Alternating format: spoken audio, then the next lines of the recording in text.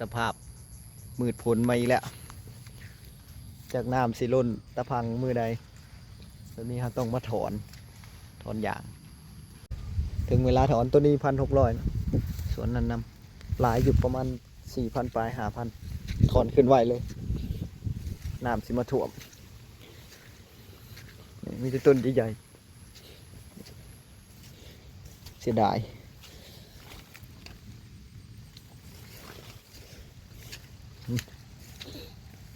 อย่างต้นใหญ่ๆใหญ่ครับ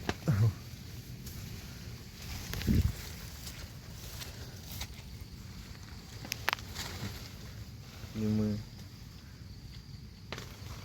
ยังไงไปเสียบนี่ออกใหญ่ๆเลย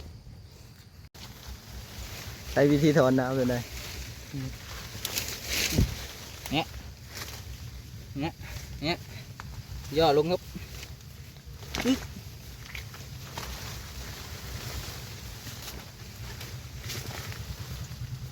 ใช่ยังใช่เอวอ่ะใส่ปูกนะ2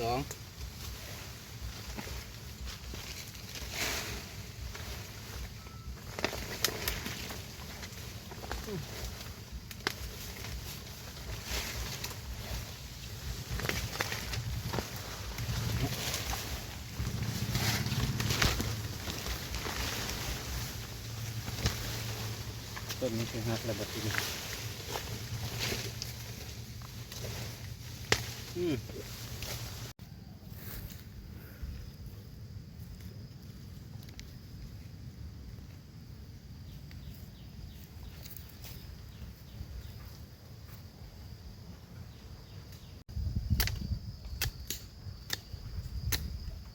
โซซิมือ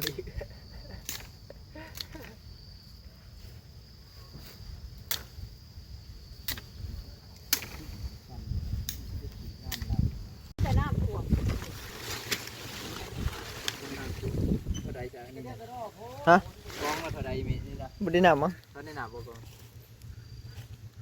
ตัว14-15 มื้อเลยมันก็ท่วมมันไม่ใช่